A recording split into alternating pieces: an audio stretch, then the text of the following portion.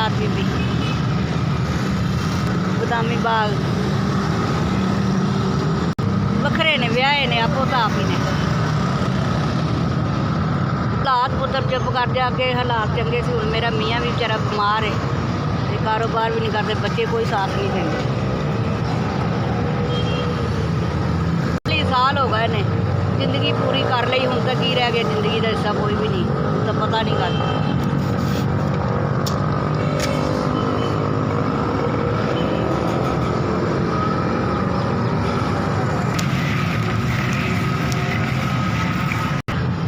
घर किराए ते आ, मियाँ मेरा बेचारा बीमार है तो हालात साढ़े ਇਹੋ ਜਿਹੇ जे कमाने तो जाके खा लेने, पुत्र कोई साथ नहीं देते।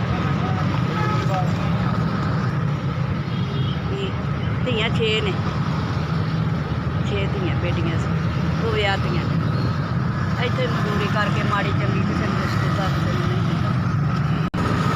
कमा लेनी है। 500 भी कमा लेनी है, 400 भी कमा लेनी, कभी 600 भी कमा लेनी है। ये भाई रोटी है।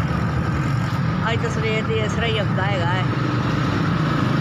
कभी 500 भी कमा ली, 600 भी कमा लेनी। तो 10-11 बजे आनी है, 6-5 बजे चली जानी। वो सारी देखती है पुत तेन पई, हूँ असी भी दसना तैनूं भी देखती है।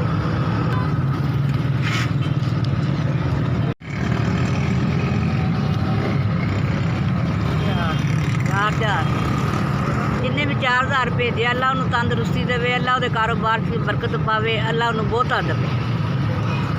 मेरे मियाँ की दवाई आ जाएगी तो चलो कुछ हफ्ता 2 हफ्ते लंघ जाए, अल्लाह उन्होंने तंदुरुस्ती देवे, उहदे बाल बच्चे नूं देवे।